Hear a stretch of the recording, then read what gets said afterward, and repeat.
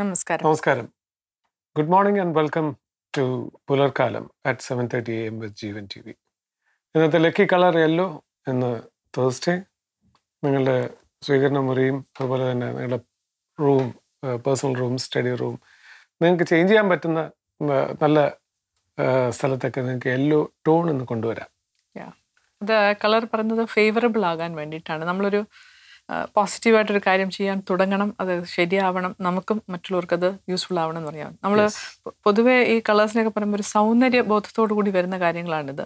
സൗന്ദര്യം എന്ന് പറയുന്നത് ഒരു രൂപത്തിലോ നമ്മളുടെ സംസാരിക്കുന്ന രീതിയോ ആണെന്ന് പ്രഥമ ദൃഷ്ടിയിൽ തോന്നുമെങ്കിലും യഥാർത്ഥത്തിൽ ഒരു വ്യക്തിയുടെ സൗന്ദര്യം എന്ന് നമ്മൾ പറയുന്നത് അദ്ദേഹത്തിൻ്റെ പ്രവൃത്തിയാണ്, ക്യാരക്ടറാണ് നമ്മൾ ഉദ്ദേശിക്കുന്നത്. അതൊന്ന് ബൂസ്റ്റപ്പ് ആവാൻ വേണ്ടിയിട്ടാണ് നമ്മൾ ഈ കളർ ഫേവറബിൾ ആയിട്ടൊക്കെ നമ്മൾ പറയുന്നത്. നിങ്ങൾ പറയാൻ ഉദ്ദേശിക്കുന്നത് ഏറ്റവും നന്മയോടെ നന്നായിട്ട് വരാനായിട്ട്, നിങ്ങൾക്ക് ഫേവറബിൾ ആകാൻ, നിങ്ങൾ ചെയ്യുന്ന കാര്യങ്ങൾ സക്സസ്ഫുൾ ആകാൻ വേണ്ടിയിട്ടാണ് ഈ കളേഴ്സ് നമ്മൾ പറയുന്നത്. So today's lucky colour is yellow. Stay lucky.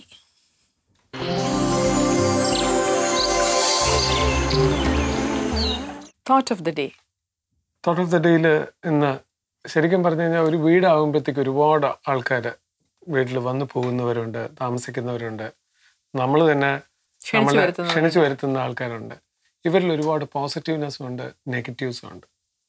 Negative energy എന്നും പറയും, പോസിറ്റീവ് എനർജി എന്നും പറയും. എണീക്കുമ്പോഴേ പ്രാർത്ഥിച്ചുകൊണ്ട് എണീക്കുന്നത് പോസിറ്റീവ് എനർജി, എണീക്കുമ്പോഴേ ഒരു പ്രശ്നവും കൊണ്ട് എണീക്കുന്നത് നെഗറ്റീവ് എനർജി. അപ്പോൾ പ്രശ്നങ്ങൾ നെഗറ്റീവും ആ പ്രശ്നങ്ങളെ പോസിറ്റീവ് ആക്കുന്നത് ഒരു പോസിറ്റീവ് തോട്ടാണ്. This is what I have to say. Positive thinking എന്ന് പറയുന്നത് എല്ലാ വലിയ പ്രശ്നങ്ങൾക്കും ഒരു സൊല്യൂഷൻ ഉണ്ടെന്ന് ചിന്തിക്കുന്നതാണ് പോസിറ്റീവ് തോട്ട്. ഒരു ജീവിതം അവസാനമായിപ്പോയി എന്നുള്ളതല്ലാതെ എന്ത് പ്രശ്നം, ഇതൊരു പ്രശ്നമാണ്, അതിനൊരു പരിഹാരമുണ്ട്, അതെനിക്ക് ചെയ്യാൻ കഴിയുമെന്ന് പറയുന്നതാണ് ഒരു പോസിറ്റീവ് തോട്ട്. എന്നാൽ അതിൻ്റെ അകത്തെ നെഗറ്റീവ് തോട്ട് എന്താണെന്ന് ചോദിച്ചാൽ എല്ലാ സൊല്യൂഷൻ്റെ അകത്തും അത് വേണോ, അത് ശരിയാവോ, അതിപ്പോൾ വേണ്ട എന്ന് മാറ്റി വയ്ക്കുന്നതാണ് നെഗറ്റീവ് തോട്ട്. എല്ലാ സൊല്യൂഷനിലും ഒരു പ്രോബ്ലം കാണുന്നതാണ് നെഗറ്റീവ് തോട്ട്. അപ്പോൾ എല്ലാ പ്രോബ്ലത്തിൻ്റെ അകത്തൊരു സൊല്യൂഷൻ കാണുന്നത് മാത്രം നമുക്കിരിക്കട്ടെ. Stay positive. ഫിസിക്സിലൊരു ഇതുണ്ട്, പോസിറ്റീവും നെഗറ്റീവും കൂടെ തൊട്ടാൽ മാത്രമേ ഒരു വെളിച്ചം, അതായത് സ്പാർക്ക് വരുള്ളൂ. അങ്ങനെ വന്നാൽ മാത്രമേ ഒരു ബൾബ് കത്തത്തുള്ളൂ. അപ്പം ബൾബിനും ഒരു പോസിറ്റീവ് നെഗറ്റീവും ഉണ്ട്. അതുപോലെ മനുഷ്യർക്കും പോസിറ്റീവ് നെഗറ്റീവ് ഉണ്ടെന്നുള്ളതാണ് സത്യം.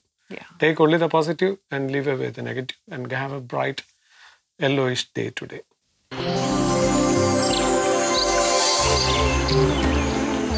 ഇന്നത്തെ നമ്മുടെ അതിഥി എന്ന് പറയുന്നത് BJPയുടെ സ്റ്റേറ്റ് പ്രസിഡന്റ് വി മുരളീധരനാണ്. സ്നേഹപൂർവ്വം പുലർക്കാലത്തിലേക്ക് സ്വാഗതം ചെയ്യുന്നു. Welcome sir. തിരക്കുള്ള ഒരാളാണ് അല്ലേ? ഇങ്ങനെ ഒരു തിരക്കുള്ള ഒരാളെ നിർബന്ധപൂർവ്വം ഞങ്ങൾ പുലർകാലത്തിൽ പ്രേക്ഷകർക്കും ഞങ്ങൾക്കും വേണ്ടി കൊണ്ടുവരുത്തിയിരിക്കുകയാണ്. അങ്ങനെ അതിന് സമയം കണ്ടെത്തി വന്നതിൽ ഒരുപാട് സന്തോഷമുണ്ട്. എനിക്ക് തോന്നുന്നു ഇന്ന് BJPയുടെ ഒരു സിറ്റുവേഷൻ എന്ന് പറയുന്നത് വളരെ നല്ലൊരു ലെവലിലാണ് നിൽക്കുന്നത്. പ്രത്യേകിച്ച് നമ്മുടെ പ്രൈം മിനിസ്റ്റർ വന്നതോടുകൂടിയും ഒരു സിനാരിയോ ചേഞ്ച് ഉണ്ടെന്ന് എനിക്ക് തോന്നുന്നു. ഇതളുകൾ വിരിഞ്ഞു തുടങ്ങി. ആ ഒരു മാറ്റത്തിന് വേണ്ടി ഒരുപാട് വർക്ക് ചെയ്തിട്ടുള്ള ഒരു വ്യക്തിയാണ്. ABVPയിൽ തുടങ്ങി ഇന്ന് സ്റ്റേറ്റ് പ്രസിഡന്റ് വരെ നിൽക്കുന്ന ഒരു യാത്ര അല്ലേ? ഒരു നക്ഷലിന് ഞങ്ങൾക്ക് വേണ്ടി പറയുമോ എങ്ങനെ ഈ രാഷ്ട്രീയ പ്രവർത്തനം തുടങ്ങി എന്നുള്ളത്? അതൊരു രാഷ്ട്രീയ പ്രവർത്തനത്തിലേക്ക് ബോധപൂർവം വന്നിട്ടുള്ള ഒരു ഇതല്ല. ഞാൻ വിശ്വസിക്കുന്ന ആരും തന്നെ അങ്ങനെ രാഷ്ട്രീയ പ്രവർത്തനത്തിലേക്ക് ബോധപൂർവം വരുന്ന ആൾക്കാരുണ്ടാവും എന്ന് എനിക്ക് ഞാൻ വിചാരിക്കുന്നില്ല. അങ്ങനെ ആരെങ്കിലും വരുന്നുണ്ടെങ്കിൽ അത് അവരുടെ ഉദ്ദേശം ശരിയാണെന്നും എനിക്ക് അഭിപ്രായമില്ല. പകരം രാഷ്ട്രീയ പ്രവർത്തനത്തിലേക്ക് വരുന്നത് സാഹചര്യങ്ങളിലൂടെയാണ്. രാഷ്ട്രീയം പ്രവർത്തന മേഖലയാവുന്നതും സാന്ദർഭികമാണ്. എന്നെ സംബന്ധിച്ചോളം അങ്ങനെയാണ്. ഞാനങ്ങനെ ഒരു രാഷ്ട്രീയ നേതാവാകുക, രാഷ്ട്രീയ പ്രവർത്തകനാവുക എന്ന് ഉദ്ദേശിച്ചിട്ടൊന്നും തുടങ്ങി വെച്ച ആളല്ല. ഞാൻ സമൂഹത്തിലെ പല പ്രശ്നങ്ങളിൽ ഇടപെടുക, ആ ഇടപെടുന്നത് ക്രമേണ പൊതുപ്രവർത്തനമാവുക, പൊതുപ്രവർത്തനം രാഷ്ട്രീയ മേഖലയിലേക്ക് എത്തുക. അങ്ങനെയാണ് എൻ്റെ ജീവിതത്തെക്കുറിച്ച് ഞാൻ പറയുമ്പോൾ എനിക്ക് തോന്നുന്നത്. കാരണം ഞാൻ എൻ്റെ അച്ഛനും അമ്മയും സർക്കാർ ഉദ്യോഗസ്ഥന്മാർ, അമ്മ ടീച്ചർ, അച്ഛൻ ഗവൺമെൻറ് ഓഫീസ് ഉദ്യോഗസ്ഥൻ. അപ്പോൾ അങ്ങനെയുള്ളൊരു സാധാരണ ഇടത്തരം കുടുംബം എന്ന് നമുക്ക് പറയാവുന്ന ഒരു ബാക്ക്ഗ്രൗണ്ടിൽ നിന്നാണ്. അപ്പോൾ ഇടത്തരം കുടുംബങ്ങൾക്ക് അവരുടേതായിട്ടുള്ളൊരു ട്രഡീഷണൽ വാല്യൂസിൻ്റെ ഒരു ഇതിലാണ്. എല്ലാവരും കുട്ടികൾക്ക് നന്നായിട്ട് പഠിക്കണം, നല്ല സർക്കാർ ഉദ്യോഗം വേണം, അല്ലെങ്കിൽ ഡോക്ടർ ആവണം, എഞ്ചിനീയർ ആവണം. അപ്പോൾ എൻ്റെ അച്ഛനും അമ്മയൊക്കെ അതൊക്കെ തന്നെയാണ് ആഗ്രഹിച്ചത്. അതുകൊണ്ട് പ്രീ ഡിഗ്രിക്ക് സെക്കൻഡ് ഗ്രൂപ്പ് എടുത്ത് പഠിപ്പിച്ചു. പക്ഷേ അവിടെ ചെന്നപ്പോൾ സാഹചര്യങ്ങളൊക്കെ വ്യത്യാസമാണ്. അടിയന്തരാവസ്ഥ കാലത്താണ് ഞാൻ പ്രീ ഡിഗ്രിക്ക് പഠിച്ചത്. അപ്പോൾ തലശ്ശേരി ബ്രണ്ണൻ കോളേജിൽ. അപ്പോൾ അടിയന്തരാവസ്ഥ അന്ന് സെൻസിറ്റീവ് എന്ന് പറയുമ്പോൾ ഇപ്പോഴത്തെ സെൻസിറ്റീവ് ഇഷ്യൂസ് അന്നില്ല. അതായത് CPM RSS ക്ലാഷസ് എന്ന് പറയുന്ന ഇപ്പം തലശ്ശേരി എന്ന് പറയുമ്പോൾ ആൾക്കാരുടനെ കണക്കാക്കുന്നത് RSS BJP അല്ലെങ്കിൽ RSS അങ്ങനെയുള്ളതല്ല. പക്ഷെ കണ്ണൂർ ജില്ല പൊതുവെ തന്നെ ഒരു പ്രത്യയശാസ്ത്രപരമായിട്ടുള്ള രാഷ്ട്രീയത്തിന്റെ ഒരു വലിയ കേന്ദ്രമാണ് പണ്ട് മുതലേ. വളരെ സെൻസിറ്റീവ് ആൾക്കാരാണ് അല്ലേ? അതുമായിരിക്കാം. കാരണം എന്ന് വെച്ച് കഴിഞ്ഞാൽ അത് വളരെ കൂടുതൽ ഇമോഷണൽ ആയിട്ടുള്ള ആളുകളായതുകൊണ്ടും ആയിരിക്കാം ഇതുപോലത്തെ ഇഷ്യൂസ് ഉണ്ടാവുന്നത്. അപ്പോൾ അങ്ങനെയുള്ള ഒരു സ്ഥലത്ത് അവിടുത്തെ കോളേജിൽ പഠിക്കുന്ന ഒരു ബാക്ക്ഗ്രൗണ്ടിൽ അടിയന്തരാവസ്ഥ സമയത്താണെന്ന് പറഞ്ഞു. അത് നിങ്ങളുടെ കോളേജ് ജീവിതത്തെ ബാധിച്ചിട്ടുണ്ടോ? കോളേജ് ജീവിതത്തെ ഒന്നും ബാധിച്ചിട്ടില്ല എന്ന് പറയാൻ പറ്റില്ല. കാരണം എന്ന് വെച്ച് കഴിഞ്ഞാൽ ഞാൻ പ്രീ ഡിഗ്രിക്ക് പഠിക്കുന്ന കാലത്ത് അടിയന്തരാവസ്ഥയുടെ രഹസ്യ സ്വഭാവത്തിലുള്ള പ്രവർത്തനങ്ങളിൽ ഒരു പരിധിവരെ പങ്കാളിയായിരുന്നു. എന്ന് പറഞ്ഞാൽ അടിയന്തരാവസ്ഥക്കെതിരായിട്ടുള്ള 16 വയസ്സ്. 15 വയസ്സ്. 16 വയസ്സ്. കാരണം ഞാൻ ABPയുമായിട്ടുള്ള എൻ്റെ കണക്ഷൻ ഞാൻ 6ാം ക്ലാസ് 7ാം ക്ലാസ് പഠിക്കുമ്പോൾ തൊട്ടുണ്ട്. അതിൻ്റെ ഒരു ബാക്ക്ഗ്രൗണ്ട് 1971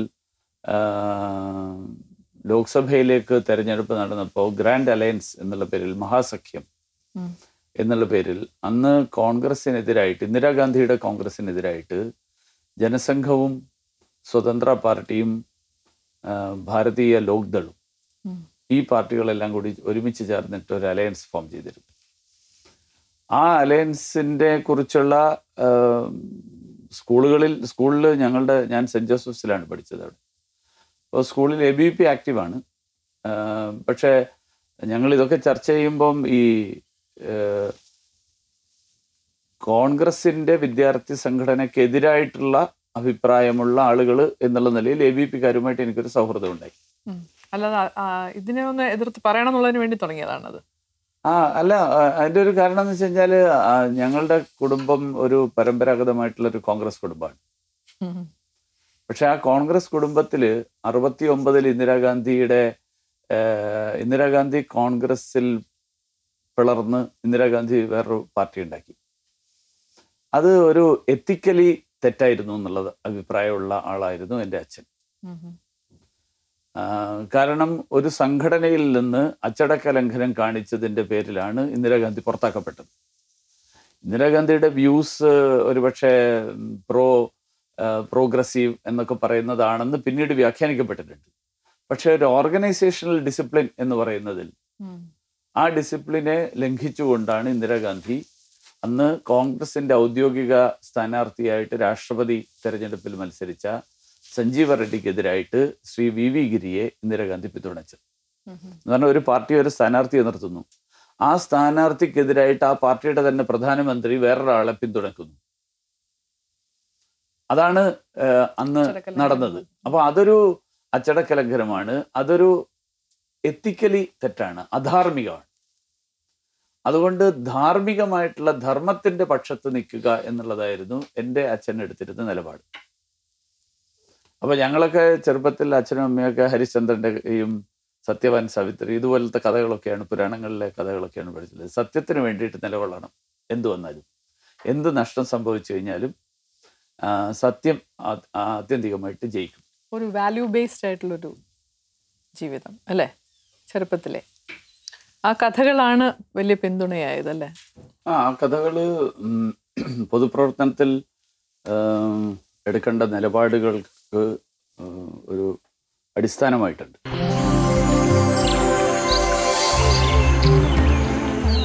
മുരളിയെ സംബന്ധിച്ച് എനിക്ക് എപ്പോഴും തോന്നിയിട്ടുള്ളത് മുരളിയുടെ ധൈര്യമാണ്.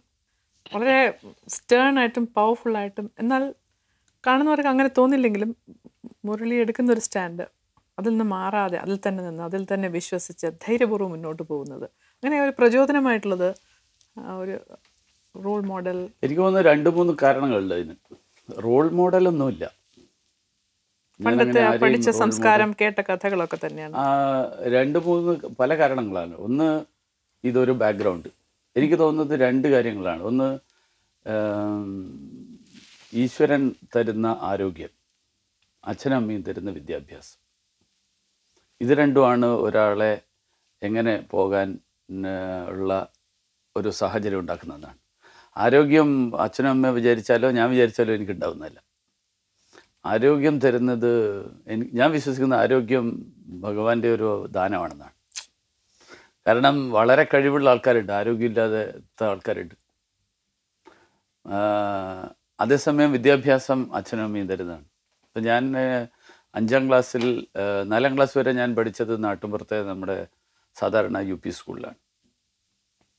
എന്ന് പറഞ്ഞാൽ സാധാരണ UP സ്കൂൾ എന്ന് പറഞ്ഞു കഴിഞ്ഞാൽ ഈ 2 ക്ലാസ്സുകൾ തമ്മിൽ വേർതിരിക്കാൻ ഒരു മതിൽ പോലും ഇല്ലാത്ത സ്കൂളിൽ. അപ്പോൾ ഇപ്പുറത്തെ ക്ലാസ്സിൽ പഠിപ്പിക്കുന്നത് അപ്പുറത്തെ കുട്ടികൾക്കും കേൾക്കാം. അങ്ങനത്തെ സ്കൂളിലാണ് ഞാൻ പഠിച്ചത്. അവിടെ നിന്ന് 5ാം ക്ലാസ്സിൽ അമ്മ എന്നെ തലശ്ശേരി സെൻറ് ജോസഫ്സിൽ ചേർത്തു. അപ്പോൾ ബോയ്സ് സ്കൂൾ ഇംഗ്ലീഷ് മീഡിയത്തിൽ തന്നെ ചേർക്കണമെന്ന് അമ്മയുടെ വലിയ താല്പര്യമായിരുന്നു. അപ്പം അതിനുവേണ്ടി 4ാം ക്ലാസ് വരെ ഞാൻ ഉള്ള ഒരു 3ാം ക്ലാസ്സിലും 4ത്തിലൊക്കെ 3ഡിലും 4ത്തിലൊക്കെ വെക്കേഷൻ സമയത്ത് നിർബന്ധമായിട്ട് റണ്ണൻ മാർട്ടിൻ്റെ ഗ്രാമർ വലിയ പുസ്തകമുണ്ട്. അത് അമ്മ നിർബന്ധമായിട്ട് ഇരുന്നിട്ട് പഠിക്കണം എന്ന് നിർബന്ധിക്കുമായിരുന്നു. ഇംഗ്ലീഷ് പഠിക്കണം. കാരണം അമ്മയുടെ മനസ്സിൽ ഞാൻ ഇംഗ്ലീഷ് മീഡിയത്തിൽ പോകണമെന്നുണ്ടായിരുന്നു. എൻ്റെ മനസ്സിൽ അന്ന് അങ്ങനെയുള്ള ആശയങ്ങളൊന്നും ഇല്ലെങ്കിലും. അപ്പോൾ ഇംഗ്ലീഷ് മീഡിയത്തിൽ പോയതുകൊണ്ട് ഞാൻ ഇന്ന് അഖിലേന്ത്യാ തലത്തിൽ പല അവസരങ്ങളും എനിക്ക് കിട്ടാനുള്ള ഒരു പ്രധാനപ്പെട്ട കാരണം എൻ്റെ കമ്മ്യൂണിക്കേറ്റീവ് സ്കിൽസാണ്. ഇംഗ്ലീഷ് സംസാരിക്കുന്നു. പിന്നെ ഒരുപക്ഷെ ഭാഷ പഠിക്കാനുള്ള ഒരു കഴിവുണ്ടാവുമായിരിക്കാം ഒരുപക്ഷെ. കാരണം അതുകൊണ്ട് ഹിന്ദി സംസാരിക്കുന്നു ഞാൻ. ഒരുപാട് ഭാഷകളിൽ സ്പീച്ച്. അപ്പോൾ ഇംഗ്ലീഷും ഹിന്ദിയും സംസാരിക്കുന്നത് ദേശീയ തലത്തിൽ അംഗീകാരം കിട്ടാൻ എപ്പോഴും. ഇന്നലെ ഞാൻ ട്രെയിനിൽ AICCയുടെ കേരളത്തിലെ കോൺഗ്രസിൻ്റെ ചുമതലയുള്ള ദീപക് ബാബ്രിയ എന്ന് പറയുന്ന ഒരു നേതാവുണ്ട്. അദ്ദേഹം എൻ്റെ ട്രെയിനിൽ തൊട്ടപ്രതിനിധിയാണ്. അദ്ദേഹം വന്നിരുന്നു. അപ്പോൾ രമേശ് ചെന്നിത്തലയുണ്ട്. രമേശ് ചെന്നിത്തല പരിചയപ്പെടുത്തിയത് കേരളത്തിലെ BJPയുടെ പ്രസിഡൻ്റാണ്. അപ്പോൾ ഞാൻ അദ്ദേഹത്തോട് ചോദിച്ചു, ആപ് കിത്നെ ദിൻ സേ കേരള മേ ഹേ? അപ്പോൾ അത് കഴിഞ്ഞിട്ട് ഹിന്ദി സംസാരിച്ചപ്പോൾ അദ്ദേഹം പറഞ്ഞു, യു സ്പീക്ക് ചേസ്റ്റ് ഹിന്ദി. കാരണം കേരളത്തിൽ പൊതുവെ നമ്മൾ ഈ കൊളോക്കിയൽ ഹിന്ദിയാണ് എല്ലാവർക്കും അറിയുന്നത്.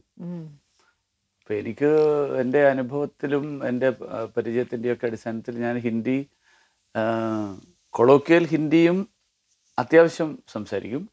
പക്ഷെ അതേസമയത്ത് ഹിന്ദി ഗ്രാമാറ്റിക്കലി കറക്റ്റായിട്ട് സംസാരിക്കാൻ പ്രത്യേകം ശ്രദ്ധിക്കും.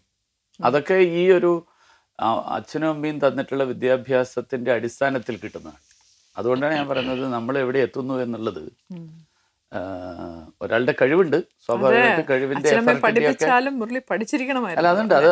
അതില് ഈ സാധാരണ പറയാറുണ്ടല്ലോ 99% പെർസ്പിറേഷൻ ആൻഡ് 1% ഇൻസ്പിറേഷൻ എന്ന് പറയുന്നത്. അപ്പോൾ അതിൽ ആ 99% പെർസ്പിറേഷൻ്റെ ഒരു എഫക്റ്റ് ഉണ്ടാവും. പക്ഷെ അതോടൊപ്പം ഈ പറഞ്ഞ 2 ഘടകങ്ങൾ കൂടി പ്രാധാന്യമുള്ളതാണ്. ഒരു കാര്യം ചോദിച്ചോട്ടെ അതിൻ്റെ ഇടയ്ക്ക്. 7ാം ക്ലാസ് അല്ലേ, 5ഉം 7ഉം ആ സ്റ്റാൻഡേർഡിലാണ് പൊളിറ്റിക്കലായിട്ട് ഒന്ന് ചായ്വ് തുടങ്ങിയത്. ആക്ടിവിസം ആദ്യമായിട്ട് മുരളീധരനെ വിജയിപ്പിക്കുക എന്നൊരു മതിലൊക്കെ ആണല്ലോ എഴുതുന്നത് എപ്പോഴും. ഇന്നും ആ ഇത് മാറിയിട്ടില്ല. അത് കണ്ടപ്പോൾ രാഷ്ട്രീയ നേതാവ് ആദ്യം എന്ത് തോന്നി ശരിക്കും? ഇങ്ങനെയൊക്കെ ആയിത്തീര വിജയിപ്പിക്കുക എന്നുള്ളതൊന്നും അന്ന് സ്കൂളിൽ ഇലക്ഷനൊന്നും ഇല്ല. അതുകൊണ്ട് ക്ലാസ്സിൽ ഞാൻ ആദ്യമായിട്ട് മത്സരിച്ച് ജയിച്ചിട്ടുണ്ട് 9ാം ക്ലാസ് പഠിക്കുമ്പോഴാണ്. അതെ, അല്ല മുദ്രാവാക്യം വിളിക്കുന്നില്ല. ക്ലാസ് ഓരോ ക്ലാസ്സിന് റെപ്രസെന്റേറ്റീവ് ആണല്ലോ. അതിന് ആരൊക്കെ വോട്ട് ചെയ്യും? ആ ക്ലാസ്സിലുള്ള സ്റ്റുഡൻസ് മാത്രം. ഇല്ല. അത് പിന്നെ അപ്പോഴേക്ക് ആ സിസ്റ്റം മാറി. അപ്പൊ താങ്കൾക്ക് അല്ലെ കുറച്ച് ഗ്രൂപ്പ് ലീഡർഷിപ്പ് ക്വാളിറ്റിയുടെ കുറച്ച് ഒരു ബാക്കിലുണ്ട്. അപ്പൊ ആൾക്കാർ സപ്പോർട്ട് ചെയ്യുന്നു എന്നുള്ളതുണ്ടായിരുന്നു. കോളേജിൽ ഫസ്റ്റ് ഇയർ ഡിഗ്രിക്കൊക്കെ പഠിക്കുമ്പോഴാണ് എനിക്കൊരു ഓർഗനൈസേഷണൽ റെസ്പോൺസിബിലിറ്റി എന്നുള്ള നിലയിൽ സംഘടനാപരമായിട്ടുള്ള ഉത്തരവാദിത്വം, പാർട്ടിയുടെ സംഘടനാ തലത്തിലുള്ള ഉത്തരവാദിത്വം എനിക്ക് സംഘടനാ തലത്തിൽ തരുന്നത്. ആ സംഘടനാ ഉത്തരവാദിത്തം എന്നുള്ള നിലയിൽ ABVP തലശ്ശേരി താലൂക്ക് പ്രസിഡന്റ്. അത് 78-ലാണ് ഞാൻ തലശ്ശേരി താലൂക്ക് കമ്മിറ്റിയുടെ പ്രസിഡന്റ് ആവുന്നത്. കോളേജിൽ പഠിക്കുക, ഫസ്റ്റ് ഇയർ ഡിഗ്രി. അപ്പൊ ഈ സ്കൂളിലെയും ഈ കോളേജിലെയും ഒക്കെ രാഷ്ട്രീയ പ്രവർത്തനം ഒക്കെ കണക്കിലെടുത്തിട്ടായിരിക്കണം അങ്ങനെ ഒരു പോസ്റ്റിലേക്ക് വന്നത് അല്ലേ? അപ്പോൾ നമ്മുടെ ഒരു പഴയ കാലത്തെ ഈ കാലത്തെയാണ് രാഷ്ട്രീയ പ്രവർത്തനം പ്രത്യേകിച്ച് വിദ്യാർത്ഥികൾക്കിടയിൽ വളരെ സ്ട്രോങ് ആയിട്ട് കുറച്ച് വയലന്റ് ആയിട്ടൊക്കെ പോകുന്നത് അല്ലേ? പ്രത്യേകിച്ച് കണ്ണൂർ പോലത്തെ സ്ഥലത്തൊക്കെ പറഞ്ഞാൽ പറയുകയും വേണ്ട. അതാണ് ഞങ്ങൾക്ക് അറിയേണ്ടത്. ആ ഒരു അല്ല, ഈ വയലൻസിലേക്ക് പോകുന്നതിനെ തടയണം. പക്ഷേ വിദ്യാർത്ഥി സംഘടനാ പ്രവർത്തനത്തെ നിരോധിക്കുന്നതും വിദ്യാർത്ഥി സംഘടനാ പ്രവർത്തനം ആവശ്യമില്ല എന്നുള്ള നിലപാടിലേക്ക് പോകുന്നതും ശരിയാണെന്ന് എനിക്ക് അഭിപ്രായമില്ല. കാരണം ഒരു ജനാധിപത്യ പ്രക്രിയയിൽ പങ്കാളികളാകാൻ വിദ്യാർത്ഥികൾക്ക് ഒരു അവസരം കൊടുക്കുകയാണ് ഈ സംഘടനകളൊക്കെ. ഒന്ന്. രണ്ടാമത്തെ കാര്യം, വിദ്യാർത്ഥി സംഘടനാ പ്രവർത്തനം എന്ന് പറയുന്നത് basically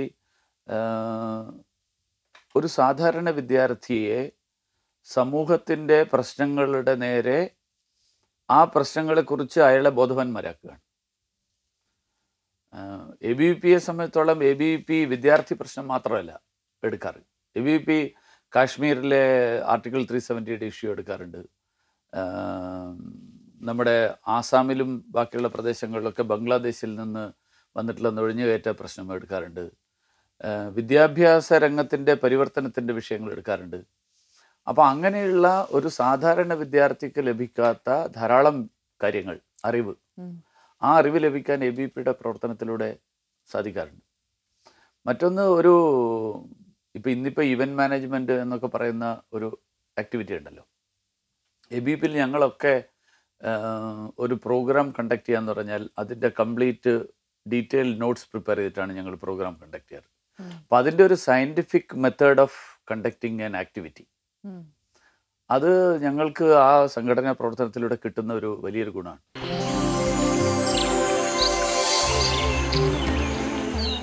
tips for the audience. നമ്മൾ സാധാരണ ഈ ഒരു സെഗ്മെൻറ്റിൽ പറയുന്നത് ഇന്ന കാര്യങ്ങൾ ചെയ്താൽ നിങ്ങൾക്ക് സ്കിന്നിന് നല്ലത്, ഇങ്ങനെ ചെയ്താൽ നിങ്ങൾക്ക് ആരോഗ്യത്തിന് നല്ലതെന്നാണ്. ഇനി ബുദ്ധിക്ക് നല്ലതായിട്ടുള്ളൊരു കാര്യമാണ് പറയാൻ പോകുന്നത്. പണ്ട് മുതലേ നമ്മളുടെ ഇടയിൽ ഒരു സംസാര വിഷയമുണ്ട്, കൊച്ചു വർത്തമാനം പറയുക എന്ന്. അതൊരു നല്ല സെൻസിലാണ് പറയുന്നത്. കൊച്ചു വർത്തമാനം പറയുന്നത് വളരെ നല്ലതാണ്. ഒരു വേർഡ് പസിലിനേക്കാളും നല്ലതാണ്. നിങ്ങളുടെ മെൻ്റൽ മെമ്മറിക്കൊക്കെ വളരെ നല്ലതാണ്. മെൻ്റൽ ഹെൽത്തിന് വളരെ നല്ലതാണ്. കൊച്ചു വർത്തമാനം നമ്മൾ ഉദ്ദേശിക്കുന്നത് നമ്മൾ അയൽവക്കത്തുള്ള ഒരാളുമായിട്ട് നിങ്ങൾക്ക് സുഖമാണോ, എന്തുകൊണ്ട് വിശേഷം, അങ്ങനെ നമ്മൾ സാധാരണ വളരെ ജെന്യുവനായിട്ട് സംസാരിക്കുന്ന ഒരു അത് വളരെ വളരെ ഹെൽത്തി ആണ് എന്നാണ് പറയുന്നത്. അത് വേണം. ചിലപ്പോൾ ചിലർ പറയില്ല എന്തുവാടെ ഇവിടെ ഒരു കൊച്ചു വർത്തമാനം എന്ന് വെച്ച് കഴിഞ്ഞാൽ അത് വേറൊരു മീനിങ് ആണ്. ആ രീതിയിലല്ല, കുന്നായ്മയല്ല, കുശുമ്പല്ല, അത് സുഖമാണോ. അതെ, ഒരു ഭയങ്കരമായിട്ടൊരു പോസിറ്റീവ് എനർജി എക്സ്ചേഞ്ച്. അത് നല്ലതാണ്. ഒരർത്ഥത്തിൽ രണ്ട് അയൽവക്കക്കാർ തമ്മിൽ സ്നേഹത്തോടെ, ഒരു സഹിഷ്ണുതയോടെ, ഒരു സഹോദര്യത്തോടെയൊക്കെ സംസാരിക്കുന്നത് ഒരു ഹെൽത്തി റിലേഷൻഷിപ്പ് ഉണ്ടാകും. അത് നിങ്ങളുടെ ഹെൽത്തിനും മെൻ്റൽ ഹെൽത്തിനും നല്ലതാണ് എന്നാണ് ഞങ്ങൾ. ആൻസറും ചിലപ്പോൾ ഞാൻ പലരും കണ്ടിട്ടുണ്ട്. തരാം, നിങ്ങൾക്ക് സുഖമാണോ എന്ന് വെച്ച് കഴിഞ്ഞാൽ എനിക്ക് സുഖമാണ് കേട്ടോ, നിങ്ങളെങ്ങനെയാണ്, സുഖമാണോ എന്ന് ചോദിക്കുന്നവർ വളരെ ചുരുക്കമാണ്. ചിലർ ചോദിക്കും എങ്ങനെയുണ്ട്, സുഖമാണോ, പോകുന്നു, കുഴപ്പമില്ല. മലയാളികളുടെ ഏറ്റവും പ്രശ്നമുള്ള ഒരു മനുഷ്യനാണ്. അങ്ങനെ ആകരുതെന്നാണ് പറഞ്ഞത്. ഫുൾ ഓഫ് എനർജി ആയിട്ട്. ഇപ്പം ഞങ്ങൾ നിങ്ങളോട് സംസാരിക്കുന്നത് കൊച്ചു വർത്തമാനമാണ്. വലിയ കാര്യങ്ങളൊന്നുമല്ല ഞങ്ങൾ പറഞ്ഞത്, ചെറിയ കാര്യങ്ങളാണ് പറയുന്നത്. അത് ഞങ്ങളുടെ മെൻ്റൽ ഹെൽത്തിന് വളരെ നല്ലതാണ്. കേൾക്കുന്ന നിങ്ങൾക്കും അത് നല്ലതാണ്. അതാണ് ഞാൻ പറയുന്നത്, ഒരു മെൻ്റൽ ഹെൽത്തിന് ഇത്തരം എക്സസൈസുകൾ നല്ലതാണ്. അതെ അതെ, അത് സംസാരിക്കാൻ മൂകമായിരിക്കുന്നതിന് ഭയങ്കരമായ ഒരു വേറെ ഫീലാണിത്. അങ്ങനെ അല്ലാണ്ട് വളരെ ബബ്ലിയായി, വളരെ എനർജറ്റിക്കായി, വളരെ പോസിറ്റീവായിട്ട് നമ്മൾ ആൾക്കാരോട് കൊച്ചു വർത്തമാനം പറയുന്നത് നല്ലതാണ്, ചെയ്യൂ എന്നാണ് പറഞ്ഞത്.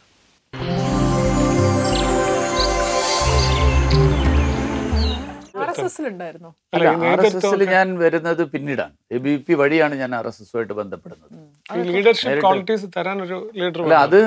അതൊരു ലീഡർ അല്ല, അതൊരു ഇൻബിൽറ്റ് മെക്കാനിസം സംഘടനയിലുണ്ട്. അപ്പൊ എന്ന് വെച്ച് കഴിഞ്ഞാല് സ്റ്റുഡന്റ് ആക്ടിവിസം എന്ന് പറയുമ്പോൾ, സ്റ്റുഡന്റ് ഫീൽഡ് എന്ന് പറയുന്നത് ഒരു ഫ്ലോട്ടിംഗ് പോപ്പുലേഷനാണ്. സ്റ്റുഡന്റ് കമ്മ്യൂണിറ്റി ഒരു കാലഘട്ടം പഠിച്ചിട്ട് 4-5 വർഷം ഉണ്ടാവും, അവർ പോകും. അപ്പോൾ നേരത്തെ ഉണ്ടായിരുന്ന ആൾക്കാർ പുതിയ ആളുകൾക്ക് പക്ഷെ ഒരു ടീം കണ്ടിന്യൂറ്റി ഉണ്ടാവും ടീമിന്. ഈ പഠിച്ചു പോയവർ വന്ന് ഇവരെ 4 പേര് സഹായിക്കുകയൊക്കെ അല്ല ചെയ്യും. അങ്ങനെയല്ല, അതുണ്ടാവില്ല. ഇപ്പൊ സീനിയേഴ്സ് ആയിട്ടുള്ള ആൾക്കാർ അവരുടെ സീനിയേഴ്സിൽ നിന്ന് പഠിച്ചിട്ടുള്ള കാര്യങ്ങൾ അവരുടെ ജൂനിയേഴ്സ് ആയിട്ടുള്ള ആളുകൾക്ക് പറഞ്ഞു കൊടുക്കും. ഇമ്പാർട്ട് ചെയ്യും. Impact. പറഞ്ഞു കൊടുക്കലല്ല, സത്യത്തിൽ ഒരു സംഘടനയില് ഫോളോയിങ് ആണ്. കൂടെ വർക്ക് ചെയ്ത് നമ്മൾ സ്വയം കണ്ട് കേട്ട് മനസ്സിലാക്കുകയാണ്. നമുക്കാരും പറഞ്ഞു തരില്ല. ഇപ്പൊ ഞാനൊരാളുടെ കൂടെ നടക്കുന്നു, അപ്പൊ അദ്ദേഹം സംസാരിക്കുന്നതും അദ്ദേഹം പെരുമാറുന്നതും കണ്ടിട്ട് ഞാൻ മനസ്സിലാക്കുന്നു. അതാണ് ഒരു, കാരണം എപ്പോഴും സംസ്കാരം എന്ന് പറയുന്നത് പകർന്നു കൊടുക്കുക എന്നാണല്ലോ പറയുന്നത്. അതെ, സംസ്കാരം ആരും പഠിപ്പിച്ചു കൊടുക്കാൻ പറ്റില്ല. അതെ, കണ്ട് മനസ്സിലാക്കാൻ. സംസ്കാരം നമ്മൾ ഇംബൈബ് ചെയ്യാണ്, നമ്മൾ കണ്ട് കേട്ട് മനസ്സിലാക്കി. ഇംപ്രസ്ഡ് ആയി ഒരാൾ എടുക്കണം. മുതിർന്ന ആൾക്കാരെ ബഹുമാനിക്കുക, ഇതാരും നമ്മൾ പറഞ്ഞു തന്നിട്ട് ചെയ്യുന്നതല്ലല്ലോ. നമ്മൾ നമ്മുടെ വീട്ടിൽ അച്ഛനും അമ്മയും കണ്ട് പെരുമാറുന്നത് കണ്ട്, അല്ലെങ്കിൽ അത് കണ്ടിട്ട് നമ്മളും അതേപോലെ പെരുമാറുകയാണ്. അപ്പൊ ഈ ഒരു ഇതിൽ നിന്നാണ് പഠിപ്പിക്കാതെ പഠിക്കുന്ന ചില കാര്യങ്ങൾ അല്ലെ, പഠിപ്പിക്കാതെ പഠിക്കുന്ന ചില കാര്യങ്ങൾ. അന്ന് ഈ സ്കൂളിലും ഒക്കെ രാഷ്ട്രീയ ജീവിതം തുടങ്ങിയപ്പോൾ അന്ന് ഓപ്പോസിറ്റ് ആയിട്ട് നിന്ന കോൺഗ്രസ്, KSU, അവരൊക്കെ ഇന്ന് എവിടെയുണ്ട്? സഹപാഠികൾ ഓപ്പോസിറ്റ് ആയിട്ടുണ്ടോ അതോ ഇപ്പോഴും സുഹൃത്തുക്കളായിട്ട് കൂടെ ഉണ്ടോ? ഉള്ള SFI ആക്റ്റീവായിരുന്ന ആൾക്കാർ ഇന്നും സജീവമായിട്ട് രംഗത്തുള്ള ആൾക്കാരുണ്ട്. പേര് എടുത്തു പറയാൻ പറ്റുന്ന ആൾക്കാര്? പേരെടുത്ത് പറയാൻ ഇപ്പൊ സ്കൂളിൽ പഠിക്കുമ്പോൾ ഉള്ള ആൾക്കാർ അങ്ങനെ വളരെ ഇതായിട്ടുള്ള ആരും സജീവമല്ല എന്ന് പറഞ്ഞാൽ ഈ ലെവലിലില്ല. എന്ന് പറഞ്ഞാൽ സ്റ്റേറ്റ് ലെവലിലോ അങ്ങനെയുള്ള ആൾക്കാരൊന്നുമില്ല. കോളേജിൽ പഠിക്കുമ്പോൾ ഉണ്ടായിരുന്ന ആൾക്കാർ പലരും കൂടെ ഉണ്ട്. അല്ല, കൂടെ എന്നല്ല, ഈ ലെവലിൽ SFI ഉണ്ടായിരുന്ന ആൾക്കാർ ഇന്ന് CPM ആക്റ്റീവാണ്. KSU ഉണ്ടായിരുന്ന ആൾക്കാർ കോൺഗ്രസിൽ ആക്റ്റീവാണ്. ചിലരൊക്കെ ഇനാക്റ്റീവായിട്ട് പോയിട്ടുണ്ട് ധാരാളം. ആക്റ്റീവായിട്ട് ആരെങ്കിലും ഇപ്പൊ ഉണ്ടോ? അല്ല, ആക്റ്റീവ് എന്ന് പറഞ്ഞാൽ അവരവരുടെ ലെവലില്, ലോക്കൽ ലെവലിലുള്ള ആക്ടിവിറ്റികളുണ്ട്. ഇപ്പൊ ഈ അടുത്ത ദിവസം ഞാൻ എൻ്റെ സെയിം സ്കൂളിൽ തന്നെ ഞാൻ 10A 10C ഉണ്ടായിരുന്ന ഒരു സ്റ്റുഡൻ്റ് ഉണ്ട്, സുരേഷ് ബാബു എന്ന് പറഞ്ഞിട്ട്. അപ്പോൾ കഴിഞ്ഞ ദിവസം റെയിൽവേ സ്റ്റേഷനിൽ വെച്ച് കണ്ടു. അപ്പോൾ നമസ്കാരം പറഞ്ഞു, കൈ കൊടുത്തു. എങ്ങോട്ടേക്ക്? അപ്പോൾ പറഞ്ഞ വിശാഖപട്ടണം വരെ പോവാണ്, CPM പാർട്ടി കോൺഗ്രസ് നടക്കുകയാണ്. അപ്പൊ അങ്ങനെയുള്ള ആൾക്കാരാണ്. അതൊരു ഭയങ്കര കണ്ടുമുട്ടലാണ്. അല്ല, ഞങ്ങൾ ഇടയ്ക്ക് കാണാറുണ്ട്. അങ്ങനെ തീരെ കാണാതെ കണ്ടു എന്നല്ല. അദ്ദേഹം അതേ സ്കൂളിൽ ഞങ്ങളുടെ സെന്റ് ജോസഫ്സിൽ തന്നെ പ്രിൻസിപ്പളായി, പിന്നീട് അധ്യാപകനായി, പ്രിൻസിപ്പളായി, പുരോഗമന കലാസാഹിത്യ സംഘത്തിലൊക്കെ വർക്ക് ചെയ്യുന്നു. മുരളിയുടെ അമ്മ ടീച്ചറായിരുന്നില്ലേ? അപ്പൊ പൊതുവെ ടീച്ചർമാരുടെ മക്കളെ ടീച്ചർമാർ കുറച്ച് സ്ട്രിക്റ്റ് ആയിട്ടൊക്കെ വളർത്തുന്നതായിട്ടാണ്. മുരളിയുടെ ലൈഫ് ഒരു വ്യത്യാസമാണോ? അങ്ങനെയാണല്ലോ. അപ്പൊ ഈ പൊളിറ്റിക്സിലൊക്കെ ഇറങ്ങുമ്പോൾ അമ്മയ്ക്ക് അതിന്റേതായ ഒരു ആശങ്ക ഉണ്ടായിരുന്നു? അതോ ഷീ സപ്പോർട്ടഡ്? പൊളിറ്റിക്കൽ ഫാമിലി ആണല്ലോ. അതെ, പൊളിറ്റിക്കൽ ഫാമിലി അല്ല. അച്ഛനമ്മയും ഇതാണ്, അമ്മ ഇതാണ്.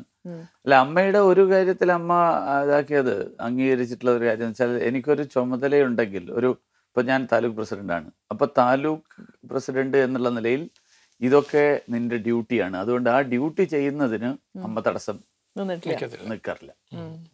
ഒന്ന് മാത്രമല്ല, അമ്മയുടെ ഏറ്റവും വലിയ ഒരിത് എനിക്ക് തോന്നുന്നത്, ഞാൻ 80 എന്നെ ഗവൺമെന്റ് സർവീസിലുള്ള സമയത്താണ് തലശ്ശേരിയിലെ സംഘർഷത്തിന്റെ പേരിൽ ഒരു ദിവസം അർദ്ധരാത്രി അന്നത്തെ DIGയുടെ നേതൃത്വത്തിൽ ഒരു 6 വണ്ടി പോലീസ് വന്നിട്ടാണ് എന്നെ അറസ്റ്റ് ചെയ്യുന്നത്. വലിയ ഇഷ്യൂ ആവില്ല? കാരണം ഗവൺമെന്റ് സർവീസിലുള്ള ഒരാളാണ്. എൻ്റെ അച്ഛൻ മരിച്ചു. അച്ഛൻ 77 ഞാൻ പ്രീ ഡിഗ്രി സെക്കൻഡ് ഇയർ പഠിക്കുമ്പോൾ അച്ഛൻ മരണപ്പെട്ടു. റിട്ടയർമെന്റിന് ശേഷമാണ്. അപ്പോൾ സ്വാഭാവികമായിട്ട് ഞാനാണ് കുടുംബത്തിലെ ഏറ്റവും മൂത്ത ആള്. അപ്പോൾ എന്നിലാണ് എല്ലാ പ്രതീക്ഷകളും. ഞാൻ ഡിഗ്രി കഴിഞ്ഞ് ഫൈനൽ ഇയർ ഡിഗ്രി എക്സാം കഴിഞ്ഞ് എനിക്ക് തോന്നുന്നു ഒരു കഷ്ടിച്ച് 10 ദിവസമേ ഞാൻ വെറുതെ ഇരുന്നിട്ടുള്ളൂ. അപ്പോഴേക്കും എനിക്ക് ഗവൺമെന്റ് ജോലിയിൽ അപ്പോയിൻമെന്റ് ആയി. ജൂൺ 1 മിഡിലിൽ ഞാൻ ജോയിൻ ചെയ്തു. ഒക്ടോബറിലാണ് എന്നെ അറസ്റ്റ് ചെയ്യുന്നത്. ഒരു 4 മാസം കഷ്ടിച്ച്. അല്ല, പക്ഷെ അമ്മ അടുത്ത ദിവസം അമ്മ സ്കൂളിൽ പോയപ്പോൾ അമ്മയോട് പല ടീച്ചർമാർ ചോദിച്ചു, മുരളി ആവശ്യമില്ലാത്ത കുറെ കാര്യങ്ങൾക്കൊക്കെ പോയിട്ടാണ് ഇങ്ങനെയൊക്കെ പറ്റിയത്. അമ്മ പറഞ്ഞു, അവൻ ആവശ്യമില്ലാത്തൊരു കാര്യം ചെയ്തിട്ടില്ല. അവൻ വിശ്വസിക്കുന്ന ആശയത്തിൽ പ്രവർത്തിച്ചു. അതിൽ നിയമവിരുദ്ധമായിട്ട് എന്തെങ്കിലും ചെയ്തതായിട്ട് എനിക്ക് ഇതുവരെ അഭിപ്രായമില്ല. അതുകൊണ്ട് അല്ല, അങ്ങനെയുള്ള ഒരു ഇത്, അത് എനിക്ക് തോന്നുന്നു അമ്മ അങ്ങനെ ഒരു മെറ്റീരിയൽ ബെനിഫിറ്റ്സിന് വേണ്ടിയിട്ട് ശ്രമിച്ച ഒരാളല്ല. അതുകൊണ്ടാണ് ഞാൻ പറഞ്ഞത് നേരത്തെ ഈ ധർമ്മവും സത്യവും എന്നൊക്കെ പറയുന്ന പോയിന്റ് ഉണ്ടല്ലോ, അത് അങ്ങനെ ഒരു ഇത് എനിക്ക് കിട്ടിയത് അമ്മയുടെ ഒരു നിലപാടിൽ നിന്നാണ്. അപ്പൊ ഈ ധൈര്യം അമ്മയുടെ അടുത്തുനിന്ന് കിട്ടിയതാണ്, ഈ ധൈര്യം. ഒരർത്ഥത്തിൽ വേണമെങ്കിൽ പറയാം. അല്ലെ, നമ്മൾ ഏത് കാര്യത്തിൽ ഇറങ്ങുമ്പോഴും കുറച്ച് ഡയറിംഗ് ആയിട്ട്. ഒരു വീട്ടിൽ നമ്മൾ അമ്മ നമുക്ക് സപ്പോർട്ട് ഇല്ല എന്നുണ്ടെങ്കിൽ നമ്മൾ ഒന്നും ചെയ്യാൻ പറ്റത്തില്ല. ഇപ്പോ സഹധർമ്മിണിയാണ് സപ്പോർട്ട് അല്ലേ? അതെ, തീർച്ചയായിട്ടും. ഈ ഫീൽഡിൽ അതുകൊണ്ടാണ് ഞാൻ നേരത്തെ പറഞ്ഞു വന്നത് എങ്ങനെ ഈ ധൈര്യം വരുന്നെന്ന് ചോദിച്ചപ്പോ, എന്ന് പറഞ്ഞാല് ഈ നമ്മൾ വളർന്ന സാഹചര്യം, നമ്മൾ ജീവിക്കുന്ന സാഹചര്യം, ഈ സാഹചര്യങ്ങളിലാണ് ഒരാൾക്ക്, അത് സ്ത്രീയാണെങ്കിലും പുരുഷനാണെങ്കിലും ധൈര്യം ഉണ്ടാകുന്നത്. അപ്പോൾ ആ ധൈര്യത്തിന് ഇന്നത്തെ ഒരു ഇതിലെന്ന് വെച്ച് കഴിഞ്ഞാൽ ഞങ്ങൾ കുടുംബം ആയിട്ട് ഞങ്ങൾ ഭാര്യ ഭർത്താക്കന്മാരായിട്ട് ജീവിക്കാൻ തീരുമാനിച്ചപ്പോൾ ബയോളജിക്കൽ പാരൻസ് ആയാൽ മാത്രമേ പാരൻഹുഡിൻ്റെ ഒരു അനുഭവം കിട്ടുള്ളൂ എന്നുള്ള വിശ്വാസം ഇല്ലാത്ത ആൾക്കാരാണ് ഞങ്ങൾ. എന്ന് പറഞ്ഞാൽ ഞങ്ങൾക്ക് കുട്ടികൾ വേണം എന്ന്, ഞങ്ങളുടേതായിട്ടുള്ള ജൈവശാസ്ത്രപരമായിട്ടുള്ള കുട്ടികൾ ഉണ്ടാവണം എന്ന് ഞങ്ങൾക്ക് തോന്നിയില്ല. അതുകൊണ്ട് ഞങ്ങൾ കുട്ടികൾ വേണമെന്ന് ഞങ്ങൾ തീരുമാനിച്ചില്ല. അതുകൊണ്ട് ഞങ്ങൾക്ക് കുട്ടികളില്ല. അതേസമയം സമൂഹത്തിൽ ധാരാളം കുട്ടികളുടെ പല കാര്യങ്ങളിലും ഞങ്ങൾ ഇടപെടുന്നുണ്ട്. ഞങ്ങൾ അതിൽ അവർക്ക് സപ്പോർട്ടീവായിട്ടുള്ള റോൾ എടുക്കുന്നുണ്ട്, ഇതൊക്കെ ചെയ്യുന്നുണ്ട്.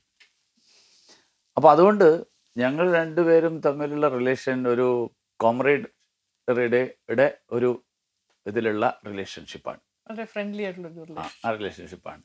അവരും ആക്റ്റീവാണ്. അവർ ആക്റ്റീവ് ആയതുകൊണ്ട് അവരവരുടെ ആക്ടിവിറ്റിയിൽ ഇൻവോൾവ് ആണ്. ഞാൻ എൻ്റെ ആക്ടിവിറ്റിയിൽ രാഷ്ട്രീയത്തില് ഇൻവോൾവ് ചെയ്യാറുണ്ടോ? രാഷ്ട്രീയത്തിലില്ല. അവർ രാഷ്ട്രീയത്തിലില്ല. അല്ല, ഇൻവോൾവ് ചെയ്യാറുണ്ടോ? സംസാരിക്കുന്ന അല്ല, സംസാരിക്കുമ്പോൾ നാച്ചുറലി എല്ലാ കാര്യങ്ങളിലും ഉണ്ടല്ലോ നാച്ചുറലി. ഇപ്പൊ എൻ്റെ കയ്യിൽ ചിലപ്പോൾ ഒരു 10,000 രൂപയുടെ ഒരു ബണ്ടിൽ കണ്ടു കഴിഞ്ഞാൽ ചോദിക്കും, ഇത് എവിടുന്ന വന്നെന്ന് ചോദിക്കും. പേടിയുണ്ടോ വൈഫിന് ഇങ്ങനെ ഇത്രയും വലിയൊരു പൊളിറ്റിക്കൽ ഒരു ലീഡർ? എനിക്ക് തോന്നിയിട്ടില്ല ഒരു ഭയം. കാരണം കഴിഞ്ഞ ഏതോ ഒരു പത്രത്തിലെ ആൾക്കാർ വന്നപ്പോ അവർ ചോദിച്ച ഒരു ചോദ്യം എന്ന് വെച്ച് കഴിഞ്ഞാല്, ഈ സമരങ്ങളും സംഘർഷങ്ങളും ലാത്തി ചാർജൊക്കെ നടക്കുമ്പോൾ ഹസ്ബൻഡ് അതിൽ പോകുന്ന സമയത്ത് നിങ്ങൾക്ക് ഭയം തോന്നാറുണ്ടോ? അപ്പൊ അയാൾ പറഞ്ഞ മറുപടി എന്താണെന്ന് വെച്ച് കഴിഞ്ഞാല്, എല്ലാ അങ്ങനെ പോകുന്ന ആൾക്കാർക്കും അവരുടെ ഭാര്യമാരുണ്ട്. അവർക്കെല്ലാവർക്കും തോന്നുന്നൊരു ഉണ്ടാവുമല്ലോ. അത്രയേ ഉള്ളൂ ഇക്കാര്യത്തിൽ ഒരു ഭയം ഉണ്ട്. പക്ഷെ അതൊരു മനുഷ്യൻ എന്നുള്ള നിലയിൽ അതിലിപ്പോ മുരളീധരൻ അല്ലെങ്കിൽ വേറൊരാളുണ്ടാവും, അവർക്കും ഒരു ഭാര്യ ഉണ്ടാവും.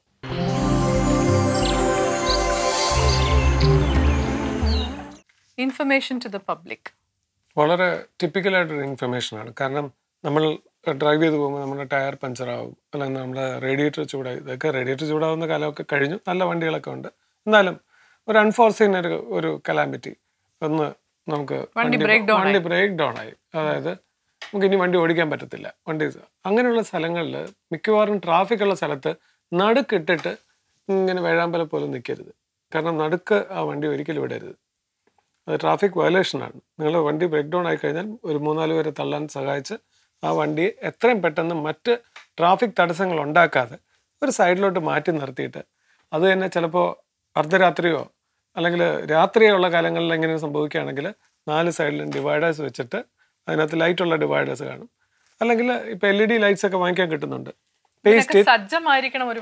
അത് മാത്രമല്ല, വണ്ടിയിൽ നമുക്ക് ലെഫ്റ്റ് ഇൻഡിക്കേറ്ററും റൈറ്റ് ഇൻഡിക്കേറ്ററും കൂടാതെ ഒരു നടുക്കൊരു സ്വിച്ച് ഉണ്ട്, എല്ലാവർക്കും അറിയാതെ. അത് ഇട്ട് കഴിഞ്ഞാൽ 4 സൈഡിലെ ലൈറ്റും ബ്ലിങ്ക് ചെയ്യും. It's an alarm sign. ഈ വണ്ടിക്ക് ഒരു പ്രശ്നമുണ്ട്, താങ്കൾ സാർ വരുന്ന വണ്ടിക്കാർക്ക് ഒന്ന് നിർത്തി ഞങ്ങളെ സഹായിക്കുമോ എന്ന ചോദ്യമാണത്. അപ്പൊ അവർക്ക് മനസ്സിലാവും നിങ്ങൾ ഒരു പ്രോബ്ലത്തിലാണെന്നുള്ളത്. അത് എനിക്ക് തോന്നിയിട്ടില്ല. നമ്മൾ റോഡിൽ ഇറങ്ങുമ്പോൾ ഒരു ഇഷ്യൂ ഉണ്ടായാൽ സാധാരണഗതിയിൽ ജനങ്ങൾ കൂടാറുണ്ട്, സഹകരിക്കാറുണ്ട്. അങ്ങനെ അല്ലാതെ ഗ്ലാസ് കയറ്റി വെച്ച് അടച്ചു പോകുന്ന ഒരുപാട് പേരുമുണ്ട്. ശ്രദ്ധിക്കുക, ഈ ഇത്തരം പ്രശ്നങ്ങൾ, ഈ ബ്രേക്ക് ഡൗൺ, ഈ ഇഷ്യൂസ് ഒക്കെ ആർക്ക് എപ്പോൾ വേണമെങ്കിലും സംഭവിക്കാവുന്നതാണ്. അപ്പോൾ നമ്മളൊരു ഹെൽപ്പിംഗ് ഹാൻഡ് ആവണം. ഒരാൾക്ക് ആ വണ്ടി ഒന്ന് അകറ്റി, ഇപ്പോൾ ഒരു സ്ത്രീയാണ് വണ്ടി ഓടിച്ചു പോകുന്നതെങ്കിൽ അവർക്ക് തള്ളി തന്നെ നിൽക്കും, മാറ്റാനൊക്കെ പ്രയാസമാകും.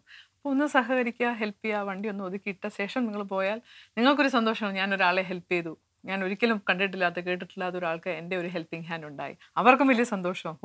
എന്നെ ഒരാൾ സഹായിച്ച് മറ്റുള്ളവർക്ക് ഉപദ്രവം ചെയ്യാതെ എൻ്റെ വണ്ടി ഒന്ന് മാറ്റിയിടാൻ പലർക്കും പേടിയാണ് പലതും ഇങ്ങനെയുള്ള സഹായങ്ങളെ അവോയ്ഡ് ചെയ്യുന്നത്. കാരണം ഒരു വണ്ടി അവിടെ ബ്രേക്ക് ഡൗൺ ആയി കിടക്കുന്നു, ലൈറ്റ് കത്തുന്നുണ്ട്.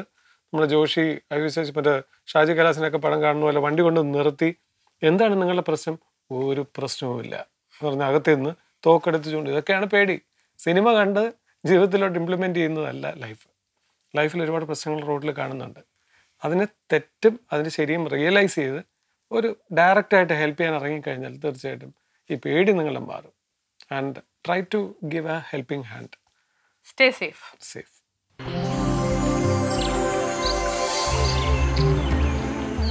ഒരു പൊതുപ്രവർത്തകന്റെ അടുത്ത് വന്നിട്ടൊരു പാവപ്പെട്ടൊരു സ്ത്രീ, താങ്കൾ വളരെ തിരക്കുള്ള സമയത്ത് ഇറങ്ങാൻ നേരത്ത് വളരെ സത്യസന്ധമായിരിക്കും. അവർ പറയും, എനിക്ക് എൻ്റെ മകനെ ഒന്ന് നാട്ടിൽ കിട്ടിയാൽ കൊള്ളായിരുന്നു സാർ, അതിൻ്റെ നിവേദനങ്ങളൊന്ന് വാങ്ങിച്ചിട്ട് ഇത് സത്യമാണോ കള്ളമാണോ എന്ന് എങ്ങനെ ആ ഒരു മൊമെന്റിൽ ആ നിമിഷത്തിൽ നമുക്കറിയാൻ പറ്റില്ല. അതുകൊണ്ട് സാധാരണഗതിയിൽ നമ്മൾ വരുന്ന എല്ലാ അങ്ങനെയുള്ള അപേക്ഷകളെയും പോസിറ്റീവായിട്ട് കാണുക, അന്വേഷിക്കുക, സ്ക്രൂട്ടനൈസ് ചെയ്യാറുണ്ടോ?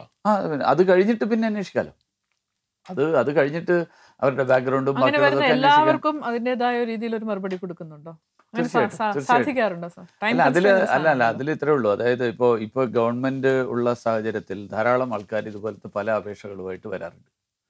പക്ഷെ അതിൽ ഒരു പാർട്ടി പ്രസിഡന്റ് എന്നുള്ള നിലയിലുള്ള ധാരാളം പരിമിതികളുണ്ട്. കാരണം പാർട്ടി പ്രസിഡന്റിന് ഗവൺമെന്റ് ചലിപ്പിക്കുന്നത് പാർട്ടി പ്രസിഡന്റ് അല്ല, ഗവൺമെന്റ് റൺ ചെയ്യുന്നത് അവിടുത്തെ ഗവൺമെന്റിന്റെ ഒരു മെക്കാനിസമാണ്, അതായത് മിനിസ്റ്റേഴ്സും ബാക്കിയുള്ള സംവിധാനവും. അപ്പോൾ അവരുടെ ശ്രദ്ധയിൽപ്പെടുത്തുക എന്ന് മാത്രമേ പാർട്ടി പ്രസിഡന്റ് എന്നുള്ള നിലയിൽ ചെയ്യാൻ സാധിക്കുള്ളൂ. അതിൽ വളരെ ജെന്യുവിനാണെന്ന് തോന്നുന്ന ചില വിഷയങ്ങൾക്ക് വേണ്ടിയിട്ട് ചിലപ്പോൾ സ്പെഷ്യൽ ഇൻട്രസ്റ്റ് എടുക്കും. പക്ഷേ മുരളി പറഞ്ഞാൽ അത് ശ്രദ്ധിക്കപ്പെടും എന്നുള്ളത് ഒരു വലിയ വാസ്തവം കൂടി അല്ല. അതുകൊണ്ട് അങ്ങനത്തെ എല്ലാ വിഷയങ്ങളും അവരുടെ ശ്രദ്ധയിൽപ്പെടുത്തും. ഇപ്പൊ കേരളത്തെ സംബന്ധിച്ച്, കേരളത്തിൽ എന്ന് വെച്ചാൽ 2 പാർട്ടി ഉണ്ടെന്നാണ് നമ്മൾ കുറെ കാലം വരെ ചിന്തിച്ചിരുന്നത്. ഒന്നുകിൽ ഒരു ഇടതുപക്ഷം അല്ലെങ്കിൽ ഒരു വലതുപക്ഷം. ഇപ്പൊ ചെറിയ മാറ്റങ്ങളൊക്കെ വന്നിരിക്കുന്നു. ഇനി അടുത്ത പ്രാവശ്യത്തെ ഒരു ഇലക്ഷനൊക്കെ വരുമ്പോൾ ഇനി വലിയ മാറ്റങ്ങളാണ്. അതുകൊണ്ട് കേരളത്തിൽ വരാൻ പോകുന്ന ദിവസങ്ങളിൽ വലിയ മാറ്റം ഉണ്ടാവും, അക്കാര്യത്തിൽ യാതൊരു സംശയമില്ല. കാരണം കേരളം രൂപീകരിച്ചതിന് ശേഷം ഇന്ന് വരെ, അതിൽ പ്രത്യേകിച്ച് കഴിഞ്ഞ ഒരു 40 കൊല്ലമായിട്ട് കേരളത്തിൽ 2 സംവിധാനങ്ങൾ, 2 പാർട്ടികളുടെ ലീഡർഷിപ്പിൽ മാറി മാറി ഭരിക്കുകയാണ്. ഇവരോരോരുത്തരും പ്രതിപക്ഷത്തിരിക്കുമ്പോൾ ഭരണപക്ഷത്തിനെതിരായിട്ട് ധാരാളം ആരോപണങ്ങൾ ഉന്നയിക്കാറുണ്ട്. പക്ഷെ അത് കഴിഞ്ഞിട്ട് അടുത്ത 5 വർഷം അവർ ഭരണത്തിൽ വരുമ്പോൾ അതിനു മുൻപത്തെ 5 വർഷം ഉന്നയിച്ച ആരോപണങ്ങളിൽ ഒരെണ്ണമെങ്കിലും അതിനെ ഒരു ലോജിക്കൽ കൺക്ലൂഷനിൽ എത്തിക്കാൻ ആരും ഇതുവരെ ശ്രമിച്ചിട്ടില്ല, സാധിച്ചിട്ടില്ല. എന്താണെന്നുള്ളത് പക്ഷെ നടന്നിട്ടില്ല. ജനങ്ങളെ സംബന്ധിച്ചോളം ഇത് പരാമർശിക്കുക പോലും ചെയ്യില്ല. സർ, പുലർക്കാലം എന്ന് പറയുന്ന ഒരു സൺറൈസ് ആണ്. ഒരുപാട് പ്രേക്ഷകർ പ്രതീക്ഷയോടുകൂടി ഒരു സൺറൈസ് കഴിഞ്ഞിട്ട് ഒരു കോഫിയുമായിട്ട് ടിവിയുടെ ഫ്രണ്ടിൽ വന്നിരിക്കുമ്പോഴാണ് നമ്മൾ ഇത്തരം ഒരു കാര്യങ്ങൾ പറയുന്നത്. വളരെ ഫ്രണ്ട്ലിയാണ് മുരളി നമുക്ക് കാണുമ്പോഴത്തേ. എന്താണ് നമ്മൾ ഒരു മാറ്റം എന്ന് പറയുന്നത്? മാറേണ്ടതായിട്ടുള്ള ഭാരത സംസ്കാരം ഉണ്ടോ, അതോ കേരളത്തിന് ഇനി മാറ്റങ്ങൾ എന്ന് പറയുന്നത് ഇനി എന്താണ് മാറ്റം? ഒന്ന്, കേരളത്തിനെ സംബന്ധിച്ചോളം കേരളം അല്ല, ഞാൻ പറഞ്ഞുതരാം, അത് പറയാം. കേരളം വളരെ എഡ്യൂക്കേറ്റഡ് ആയിട്ടുള്ള, വിദ്യാസമ്പന്നരായിട്ടുള്ള ഒരു സമൂഹമുള്ള ഒരു സംസ്ഥാനമാണ്. പക്ഷേ നമ്മുടെ ഏറ്റവും വലിയ പ്രശ്നം ഇന്ന് നമുക്ക് നമ്മുടെ നാട്ടിൽ ജീവിക്കാനുള്ള സാഹചര്യമില്ല. നമ്മുടെ സമൂഹത്തിൻ്റെ വലിയൊരു ശതമാനം ആളുകൾ അവർ കുടുംബം പോറ്റാൻ വേണ്ടിയിട്ട് അവർ വീട് വിട്ട്, നാട് വിട്ട് പുറത്തു പോയി കഷ്ടപ്പെടുകയാണ്.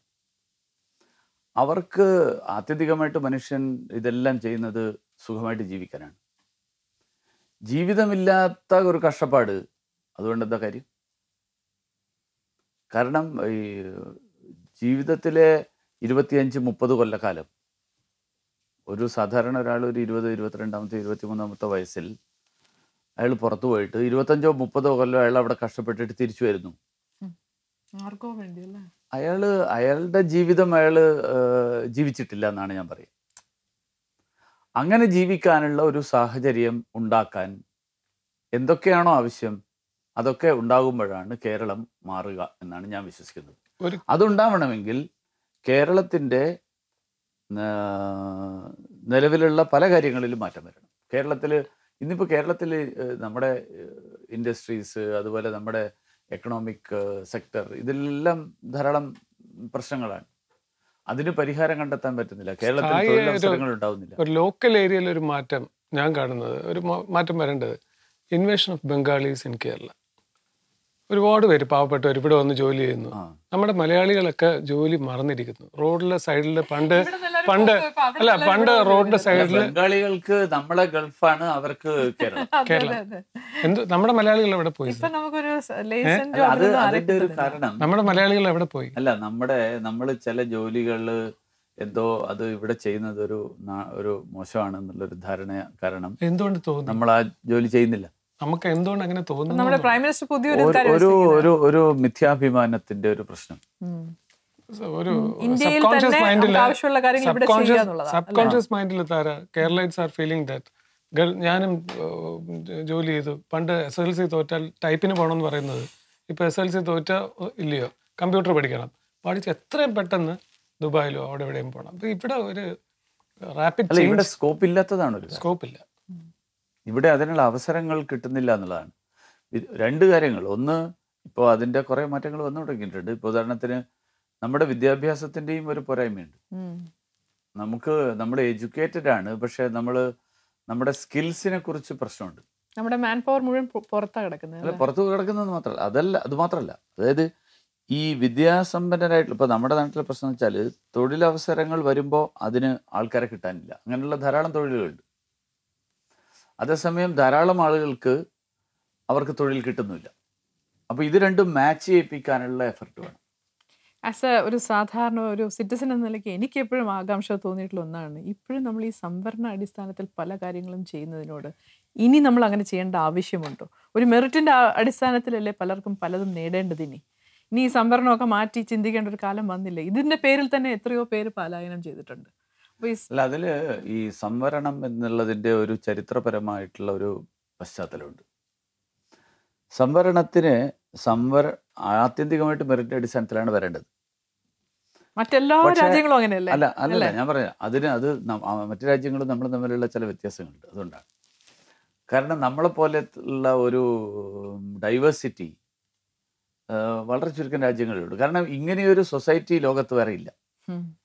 ഇത്രയും ഡൈവേഴ്സ് ആയിട്ടുള്ള രീതികളും പെരുമാറ്റവും സംസ്കാരവും ഭാഷയും ഒക്കെയുള്ള ഒരു രാജ്യം ഇല്ല. നമ്മുടെ നാട്ടിലെ സംവരണത്തിൻ്റെ പശ്ചാത്തലം നോക്കിക്കഴിഞ്ഞാൽ, ഇപ്പോൾ ഉദാഹരണത്തിന് 2 പേര് കോമ്പീറ്റ് ചെയ്യാൻ വരുന്നു. ഒരാൾ വളരെ എഡ്യൂക്കേറ്റഡ് ആയിട്ടുള്ള ഫാമിലി, ഒരിക്കലും അപകർഷതാബോധം തൊട്ട് തീണ്ടിയിട്ടില്ലാത്ത ഒരു പശ്ചാത്തലത്തിൽ വളർന്ന ഒരാൾ, അയാൾ പെരുമാറുന്നതും ഈ അപകർഷതാബോധത്തിലൂടെ ജീവിച്ച് വളർന്നിട്ടുള്ള ഒരു സമൂഹത്തിൽ വളർന്നു വന്ന ഒരു വ്യക്തി പെരുമാറുന്നതും തമ്മിൽ വലിയ വ്യത്യാസമുണ്ട്. അവർക്ക് കോമ്പീറ്റ് ചെയ്യാൻ അവർ ഈക്വൽ എഡ്യൂക്കേഷണൽ ക്വാളിഫിക്കേഷൻ ഉണ്ടെങ്കിൽ പോലും അവരുടെ കോമ്പറ്റീറ്റീവ് സ്കിൽസ്, ആ സ്കിൽസിൽ വ്യത്യാസം വരും. ആ വ്യത്യാസം കാരണം സ്വാഭാവികമായും ഈ സോഷ്യലി ബാക്ക്വേർഡ് ആയിട്ടുള്ള കമ്മ്യൂണിറ്റീസിൽ പെടുന്ന ആളുകൾക്ക് അവരൊരു ഹാൻഡിക്യാപ്ഡ് ആയിട്ടുള്ള സിറ്റുവേഷനാണ് ഫേസ് ചെയ്യുന്നത്. തീർച്ചയായിട്ടും ഇന്നും അത് ഇപ്പോൾ നമ്മൾ ഒരു സാധാരണ ഒരാളെ വിളിച്ചു കഴിഞ്ഞാൽ, ഇപ്പോൾ ഉദാഹരണത്തിന് നമ്മുടെ സമൂഹത്തിൽ പട്ടികജാതി സമൂഹത്തിൽപ്പെട്ട് ജീവിക്കുന്ന ആൾക്കാർ, അങ്ങനെ ജീവിച്ചു വന്നിട്ടുള്ള ഒരു കുടുംബത്തിൽപ്പെടുന്ന ഒരു ചെറുപ്പക്കാരൻ, അവന് എല്ലാ അവസരങ്ങളും ഉണ്ട് എന്ന് പറഞ്ഞാൽ പോലും ആ അവസരം ഉപയോഗിക്കാൻ സാധിക്കുമോ ഇല്ലയോ എന്നുള്ള ഒരു കോൺഫിഡൻസ്, ആ കോൺഫിഡൻസ് അവനൊരിക്കലും ഉണ്ടാവണമെന്നില്ല, അവൾക്ക് ഉണ്ടാവണമെന്നില്ല. ആ കോൺഫിഡൻസ് ഉണ്ടാവുക അത്തരം അനുഭവങ്ങൾ ക്രമേണ കിട്ടിയതിന് ശേഷം ഉണ്ടാവും.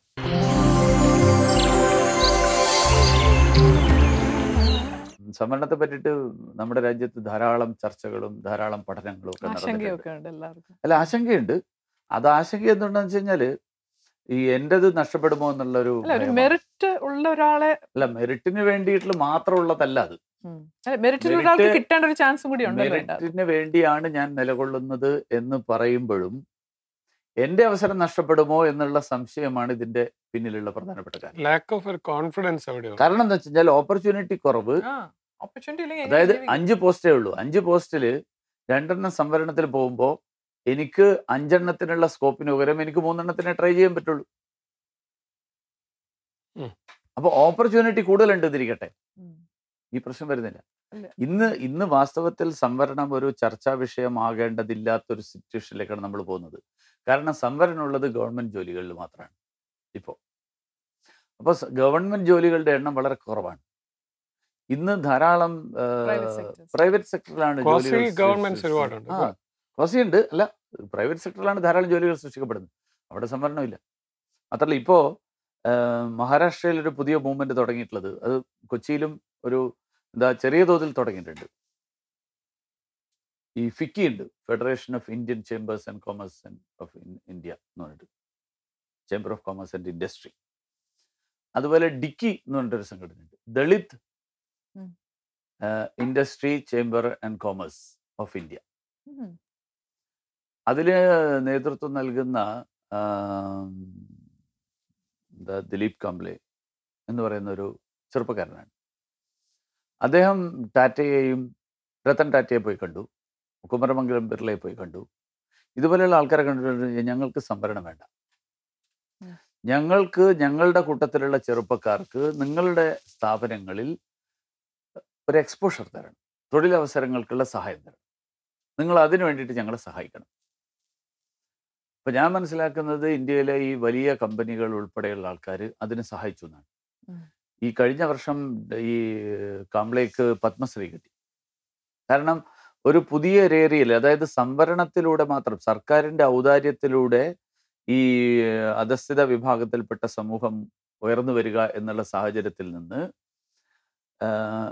പുതിയ പരിസ്ഥിതികളുടെ അടിസ്ഥാനത്തിൽ വ്യവസായങ്ങളിലും സംരംഭങ്ങളിലേക്കും കടന്നു വരാനുള്ള ഒരു സാഹചര്യം ഒരുക്കുക. അപ്പൊ അതാണ് ഈ ഡിക്കി തുടങ്ങിയത്. കൊച്ചിയിൽ ഞാൻ കഴിഞ്ഞ ദിവസം ഈ കാംബ്ലെയായിട്ട് സംസാരിച്ചപ്പോൾ എന്നോട് പറഞ്ഞു, ഇങ്ങനെ കൊച്ചിയിൽ ഞങ്ങൾ തുടങ്ങിയിട്ടുണ്ട് എന്ന് പറഞ്ഞിട്ട് ഇവിടുത്തെ ഒരാളുടെ ഫോണിൽ എന്നെ സംസാരിപ്പിച്ചു. ഇദ്ദേഹമാണ് കൊച്ചിയിലെ എന്ന് പറഞ്ഞാൽ ഈ പട്ടികജാതി സമൂഹത്തിൽപ്പെടുന്ന കമ്മ്യൂണിറ്റിയിൽ നിന്ന് ഇതുപോലെയുള്ള സംരംഭങ്ങളിലേക്ക് ഇറങ്ങി വരാനുള്ള കോൺഫിഡൻസ് ഉണ്ടാവുക എന്നുള്ളതാണ് ആദ്യത്തെ പ്രശ്നം. ആ കോൺഫിഡൻസ് പലപ്പോഴും ഇപ്പോൾ നമ്മുടെ നാട്ടിൽ ഒരു കാലത്ത് നമ്പൂതിരിമാരുടെ കയ്യിലായിരുന്നു ഭൂമി മുഴുവൻ. അവിടെ ജോലി ചെയ്തിരുന്ന ആൾക്കാരായിരുന്നു മറ്റു പലരും. ക്രമേണ നായർ കമ്മ്യൂണിറ്റി ഇത് മാനേജ് ചെയ്യുന്ന ഒരു ലെവലിലേക്ക് വന്നു. ഇപ്പോഴും നമ്മൾ നോക്കുമ്പോൾ കേരളത്തിലെ വിവിധ സമൂഹങ്ങൾ നോക്കുമ്പോൾ ആ ഇപ്പോൾ അവരുടെ ഒരു ഗാദറിങ് നോക്കിയാൽ മതി, ഈ ഓരോ കമ്മ്യൂണിറ്റിയുടെയും ഗാദറിങ്. ആ ഗാദറിങ്ങിന് അവരുടെ ഒരു സോഷ്യൽ ബാക്ക്ഗ്രൗണ്ടിന്റെ ഒരു എഫക്റ്റ് അവിടെയുണ്ട്. സാമ്പത്തികമായിട്ടുള്ള ഉയർച്ച കൊണ്ട് മാത്രം, ഇപ്പോൾ സാമ്പത്തികത്തിന്റെ അടിസ്ഥാനത്തിൽ നമ്മൾ കാണുകയാണെങ്കിൽ സാമ്പത്തികമായിട്ടുള്ള ഒരു ഉയർച്ച കൊണ്ട് മാത്രം സോഷ്യൽ അപ്ലിഫ്റ്റ്മെന്റ് ഉണ്ടാവണമെന്നില്ല. സോഷ്യൽ അപ്ലിഫ്റ്റ്മെന്റ് ആണ് സംവരണത്തിലൂടെ ആത്യന്തികമായിട്ട് ലക്ഷ്യം വെക്കുന്നത്. പക്ഷെ സംവരണം കൊണ്ട് മാത്രമായിട്ട് സോഷ്യൽ അപ്ലിഫ്റ്റ്മെന്റ് സാധിക്കുമോ എന്ന് ചോദിച്ചു കഴിഞ്ഞാൽ അത് ഇത്രയും കൊല്ലം കൊണ്ട് സാധിച്ചിട്ടില്ല എന്നുള്ളത് ഞാൻ അംഗീകരിക്കുന്നു. അതെ, എനിക്ക് തോന്നുന്നു ഒരു പുലർക്കാലത്തിൽ ഒരു അരമണിക്കൂർ കൊണ്ട് നമുക്ക് സംസാരിച്ച് തീരാവുന്ന കാര്യങ്ങളല്ല. ഒരു വിഷയം മാത്രമേ നമുക്ക് ടച്ച് ചെയ്യാൻ സാധിച്ചുള്ളൂ. എനിക്കൊരു ചെറിയ റിക്വസ്റ്റ് ആണ്. നമ്മുടെ എപ്പിസോഡ് വൈൻഡ് അപ്പ് ചെയ്യുന്നതിന് മുമ്പേ, ഈ സെക്രട്ടേറിയറ്റ് ആണ് ഭരണ സൗധം. സെക്രട്ടേറിയറ്റിൽ ഏതെല്ലാം റൂമിൽ എന്തൊക്കെയാണെന്നുള്ളത് ഒരു സാധാരണ പൗരന് ഇനിയും അറിയത്തില്ല. അയാൾ ആ വാതൊക്കെ പോയി നിൽക്കും. ഇറിഗേഷൻ ഡിപ്പാർട്ട്മെന്റ് എവിടെയെന്ന് വെച്ച് കഴിഞ്ഞാൽ, not red tape, irrigation department എവിടെയെന്ന് വെച്ച് കഴിഞ്ഞാൽ ഒരാൾ പറയും അത് ഇപ്പുറത്തുണ്ടായിരുന്നു, നിങ്ങൾ അതുവഴി പോയിട്ട് അപ്പുറത്തോടെ വരുന്നു. ഈ ദർ ഷുഡ് ബി എ മാപ്പ്. എനിക്ക് തോന്നുന്നത് BJP ഗവൺമെന്റ് കേരളത്തിൽ അധികാരത്തിൽ വരുമ്പോൾ പാവപ്പെട്ട ജനങ്ങൾക്ക് ഒരു ടച്ച് കിയോസ്കിയോ അല്ലെന്നുണ്ടെങ്കിൽ ഒരു സെക്രട്ടേറിയറ്റില് ഒരു പെൻഷന്റെ കാര്യം പോകണമെങ്കിൽ നിങ്ങൾ എവിടെയാണ് പോകേണ്ടത്, ഒരാളടുത്തും ചോദിക്കാതെ അതിന്റെ പരമോന്നതമായ ഒരു സ്ഥലത്ത് എത്താനായിട്ട് BJP ഒരു മാപ്പ് ഉണ്ടാക്കണം. അല്ല, കേന്ദ്ര ഗവൺമെന്റ് എല്ലാ കാര്യങ്ങളും ട്രാൻസ്പെറന്റ് ആക്കാനും എല്ലാ കാര്യങ്ങളും എല്ലാവർക്കും ആക്സസിബിൾ ആക്കാനും വേണ്ടിയിട്ടുള്ള ശ്രമം തുടങ്ങിയിട്ടുണ്ട്. ഇപ്പോൾ ഉദാഹരണത്തിന് ഇന്നലെ എന്നെ കാണാൻ ഒരു കുട്ടി വന്നു. കരുവാറ്റ ഉള്ള വീട്ടിലാണ് അവരുടെ വീട്. കൊട്ടാരക്കര വരെ അന്വേഷിച്ച് വന്നു. അവരുടെ ഭർത്താവ് ബഹ്റിനിൽ ഏതോ ഒരു കുറ്റത്തിൻ്റെ പേരിലൊക്കെ ശിക്ഷിക്കപ്പെട്ടു. അത് കഴിഞ്ഞിട്ട് ശിക്ഷയൊക്കെ കഴിഞ്ഞു. പക്ഷേ ഇന്ത്യയിലേക്ക് തിരിച്ചു വരാനുള്ള അനുവാദം കിട്ടിയിട്ട് 19 മാസമായതിനു ശേഷവും തിരിച്ചു വന്നിട്ടില്ല. അപ്പോൾ എന്നോട് പറഞ്ഞു ഇതിൽ എന്തെങ്കിലും സഹായിക്കണം. ഞാൻ പറഞ്ഞു കേന്ദ്ര ഗവൺമെൻറ് ഇപ്പോൾ പുതിയൊരു സംവിധാനം ഉണ്ടാക്കിയിട്ടുണ്ട്, മദദ് എന്നാണ് അതിൻ്റെ പേര്, MADAD, മദദ്, സഹായം. സഹായം. അതായത് വിദേശത്തുള്ള ഏത് തരത്തിലുള്ള പ്രശ്നങ്ങളുണ്ടെങ്കിലും അവർക്ക് കോൺസുലർ സർവീസ് പ്രൊവൈഡ് ചെയ്യാൻ വേണ്ടിയിട്ടുള്ള ഒരു സിംഗിൾ പോയിന്റ്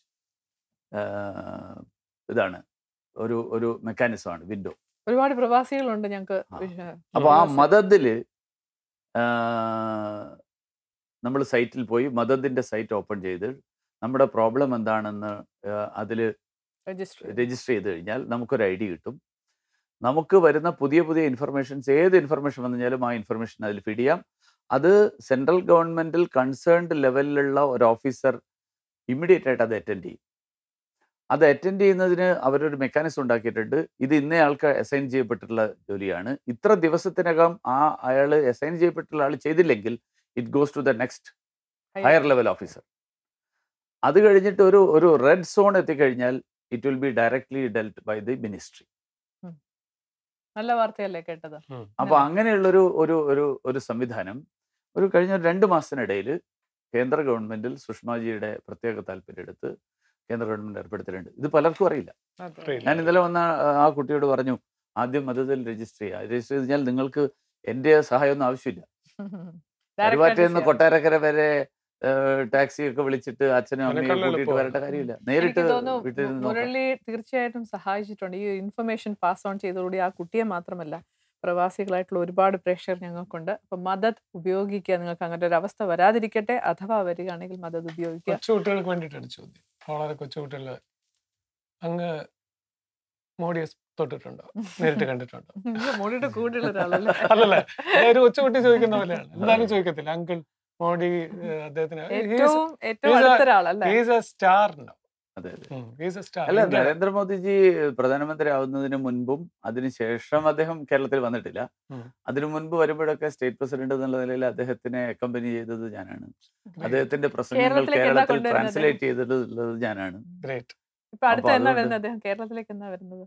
ഡേറ്റ് തീരുമാനിച്ചിട്ടില്ല. ഈ വർഷം അദ്ദേഹം വരും. പുലർകാലത്തിന്റെ കെയർ ഓഫിൽ ഈ ഷേക്ക് ഹാൻഡ് അദ്ദേഹത്തിന് ഞങ്ങളുടെ ലക്ഷം പ്രേക്ഷകർക്ക് വേണ്ടിയിട്ട് ഞങ്ങൾ പുതിയ മാറ്റങ്ങൾ ജനങ്ങൾക്കും ആവശ്യമാണ്, എല്ലാവർക്കും ആവശ്യമാണ്. വരട്ടെ പുതിയ കാര്യങ്ങൾ, പുതിയ കേരളത്തിന് അനുകൂലമായിട്ടുള്ള, നമ്മുടെ ഭാരതത്തിന് അനുകൂലമായിട്ടുള്ള ഒരുപാട് കാര്യങ്ങൾ വരട്ടെ. അത് നിങ്ങളെപ്പോലുള്ള മുന്നിൽ നിൽക്കുന്നവർ അല്ലെ അത് ചെയ്യാൻ സാധിക്കട്ടെ. സന്തോഷം. വിലയേറിയ സമയം ഞങ്ങളുടെ പുലർകാലത്തിൽ. Thank you so much. Thank U.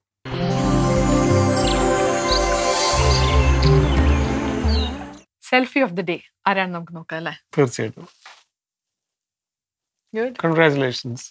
ഒരു ബ്രാൻഡഡ് ടീഷർട്ടാണ് ജീവൻ TV നിങ്ങൾക്ക് സമ്മാനമായിട്ട് നൽകുന്നത്. ഇനിയും സെൽഫികൾ നിങ്ങൾ അയക്കുക. പലപ്പോഴും കത്തില് പല പ്രേക്ഷകർ എഴുതി ചോദിച്ചതിന്റെ ഒരു ഉത്തരവാണ് ഇപ്പം എൻ്റെ കയ്യിലിരിക്കുന്നത്. ഇത് സെൽഫി സ്റ്റിക്കാണ്. പലരും ചോദിച്ചു നമ്മൾ എങ്ങനെ നമ്മുടെ സെൽഫി എടുക്കും. നിങ്ങൾക്ക് നിങ്ങളെ ഫ്രണ്ട്സിനെ കൊണ്ട് എടുപ്പിക്കാം, അല്ലെങ്കിൽ ഇതുപോലെയുള്ള ഒരു സെൽഫി നിങ്ങൾക്ക് മാർക്കറ്റിൽ മേടിക്കാൻ കിട്ടും. ദിസ് നോട്ട് എ ടെലിഷോപ്പിംഗ് നെറ്റ്വർക്ക് അല്ല, സോറി. നിങ്ങൾക്കത് കാണിക്കാൻ വേണ്ടിയിട്ടാണ്. ഇങ്ങനെ വെച്ചിട്ട് നിങ്ങൾക്കൊരു നല്ലൊരു സെൽഫി, നല്ലൊരു ഫോട്ടോ നിങ്ങൾക്ക് എടുക്കാം. അല്ലെങ്കിൽ ഈ സെൽഫി സ്റ്റിക്കിന് പകരം നിങ്ങളുടെ കൊച്ചുകുട്ടി, നിങ്ങളുടെ കുട്ടികൾ കാണും, അവർ നല്ല മനോഹരമായിട്ടുള്ള ഫോട്ടോഗ്രാഫേഴ്സ്. സെൽഫി ആവില്ലല്ലോ, അവരെടുത്ത സെൽഫി ആവില്ല. അയക്കണം എന്നുണ്ടെങ്കിൽ ഒരു മൊബൈൽ തിരിച്ചിങ്ങനെ വെച്ചിട്ട് എടുക്കാം. ഇപ്പൊ എല്ലാ മൊബൈലിലും സെൽഫീസ് എടുക്കാൻ പറ്റുന്ന രീതിയിലുള്ള തയ്യാറെടുപ്പുള്ള സംവിധാനങ്ങളുണ്ട്. മാത്രമല്ല നിങ്ങളുടെ അഭിപ്രായങ്ങൾ, നിർദ്ദേശങ്ങൾ, ഗ്രീറ്റിംഗ്സ് ഒക്കെ ഞങ്ങളെ അറിയിക്കുക. ഈ ഗ്രീറ്റിംഗ്സ് പറഞ്ഞതുപോലെ തന്നെ എല്ലാ എപ്പിസോഡിലും പറയുന്നുണ്ട്. ഗ്രീറ്റിംഗ്സ് ഒപ്പം ആരെ ഗ്രീറ്റ് ചെയ്യുന്നു അവരുടെ ഫോട്ടോസ് ഒക്കെ വെക്കുകയാണെങ്കിൽ കുറച്ചുകൂടെ നല്ലതാണ്. We can show it on our screen. Question answer ചെയ്യുക. ഇതിനെല്ലാം കൂടി ചേർന്ന് എല്ലാ മാസവും ഒരു ബമ്പർ സമ്മാനമുണ്ട്. സോമ ഗ്രൂപ്പ് ഓഫ് റിസോർട്ട്സിന്റെ ഏറ്റവും കംഫർട്ടബിൾ ആയിട്ടുള്ള ഒരു സ്റ്റേ ആണ്, ലക്ഷൂറിയസ് സ്റ്റേ ആണ് നിങ്ങൾക്ക് ഗിഫ്റ്റായിട്ട് ലഭിക്കാൻ പോകുന്നത്. അത് ആരാണ് വിന്നർ എന്നുള്ള ഞങ്ങൾ ആകാംക്ഷയോടെ കാത്തിരിക്കുകയാണ്. അപ്പോൾ ഇത്രയും നേരം പുലർകാലത്തിൽ ഞങ്ങളുടെ സമയം ചെലവാക്കി സന്തോഷമുണ്ട്. വീണ്ടും നമുക്ക് നാളെ 7:30 മണിക്ക് കാണുന്നവരെ നമസ്കാരം. Take A selfie.